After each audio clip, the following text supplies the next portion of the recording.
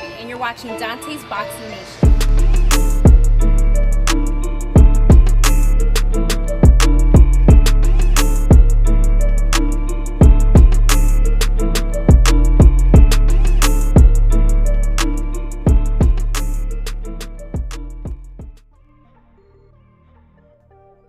Dante's Boxing Nation, what's going on, guys?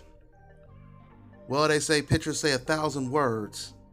And when you look at these images of the press conference that took place in Texas with Errol Spence and Mikey Garcia, the obvious thing that stands out is the height disadvantage that Mikey Garcia is at against Errol Spence. I sometimes wonder if Mikey Garcia even knew how much bigger Errol Spence was when he was thinking about fighting Errol Spence. Or that Mikey Garcia simply not even care because he's used to sparring with much bigger guys. I told you guys before, for those of you guys who don't know, Mikey Garcia, he knocked down Marcos Maidana in sparring, cracked his ribs, and that was when Maidana was training for the Mayweather rematch. But it's going to be a whole different ball game when he's in there with Errol Spence because, of course, Errol Spence is no Marcos Maidana, and quite frankly, he's no Robert Easter, or I should say Robert Easter is no Errol Spence. I truly believe Errol Spence, he's going to use his height and his reach much better than Robert Easter did. Errol Spence, he has a terrific jab, and we already know that he's vicious on the inside. Mikey Garcia has a very accurate, powerful right hand. And Mikey Garcia also has great foot movement. He's going to be using a lot of foot movement, I believe, in this fight. Mikey Garcia has one of the best 1-2s in the business right now. He has a terrific right hand, as I just said. And we all know the best weapon against a southpaw is a right hand. So the question is, can Mikey Garcia land that right hand all night until something big happens? Mikey Garcia, he actually even said in a recent interview that Errol Spence may be bigger than me, but I'm faster and more accurate.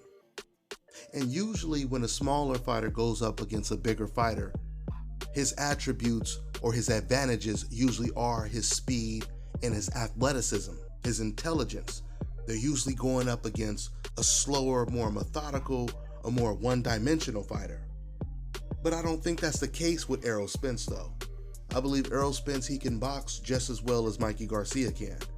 Just because we're used to seeing Errol Spence come forward and knocking cats out, don't get it misconstrued. He can definitely box. Just like Mikey Garcia is going to surprise people with his power. Once again, a lot of people are thinking that Errol Spence is just going to completely blow Mikey out of the water. I don't know. I believe that this will be competitive, at least for the first 4 to 6 rounds. I believe it'll be very competitive. The funny thing is, Mikey Garcia is usually the taller opponent. He's usually using his height advantage and his reach advantage over his opponents. But against someone like an Errol Spence, now he's going to be forced to fight on the inside at least every once in a while.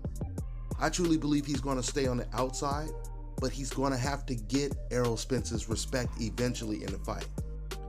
And the question is that going to cost him? We'll see. I'm going to be breaking down this fight a lot more the closer we get to the fight. But that's all I got for now, guys. I'm on to the next one. Take your striking game to the next level with the Focus Ball.